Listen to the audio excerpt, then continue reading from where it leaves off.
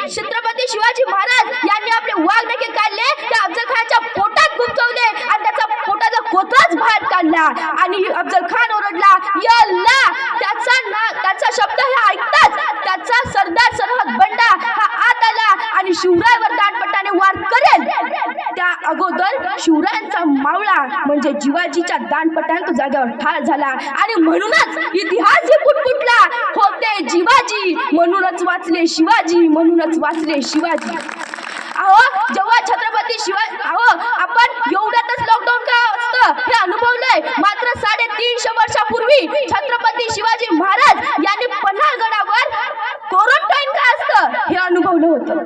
अहो सिद्धी जोहर ज्याच्या नावातच जहर आहे त्याने पन्हाळगडाला वेढा मारला. आता जायचं कसं? महाराजांना सुचण्याचं झालं तेव्हा महाराजांचा गुप्तहेर खात्याचा प्रमुख म्हणजे बहिर्जी नाईक हे गुप्त रस्त्याने एका मावळ्याला शिवरायाच्या भेटीस आणले आणि शिवराय त्या शिवाला बघल्यानंतर म्हणाले, शिवा, ए शिवा, आम्ही लय ऐकून आहे रे की तू आमच्यासारखा दिसतोस, मग आम्हाला पण बघायचंय तू आमच्यासारखा कसा दिसतोस रे. तेव्हा शिवा आज जातो, महाराजांसारखे पोशाख घालतो आणि बाहेर येऊन महाराजांना विचारतो, काय राजा दिसतोय का नाही म्या तुमच्यासारखं?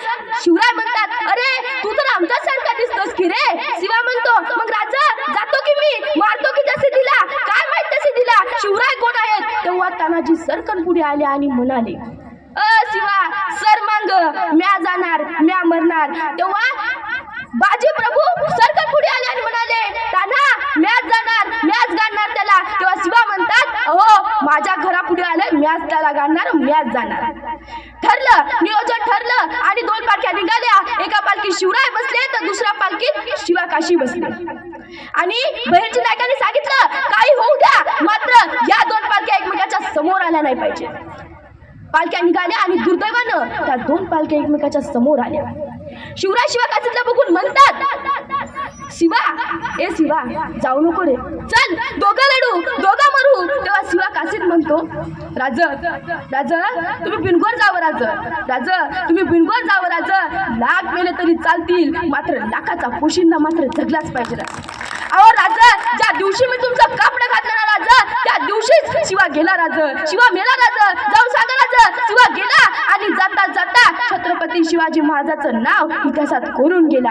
आणि राजा मी शिवा काशी म्हणून लय फिरलो, एकदा छत्रपती शिवाजी महाराज म्हणून मरू द्या राजा, एकदा छत्रपती शिवाजी महाराज म्हणून मरू द्या.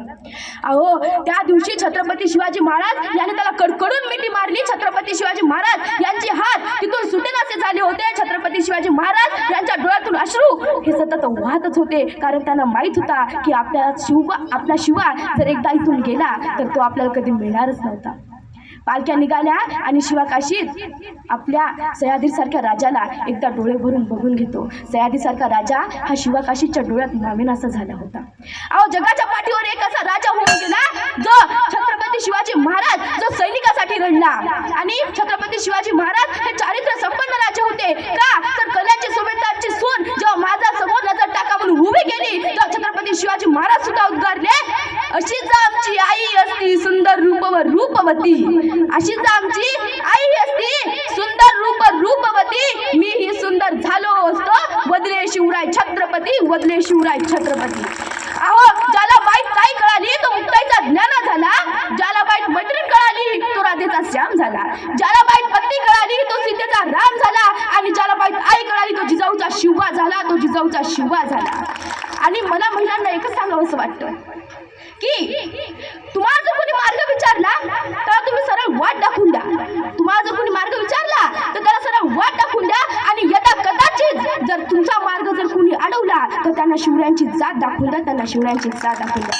आणि एवढे बोलून मी माझे 2 शब्द संपविते. जय जिजाऊ, जय शिवराय.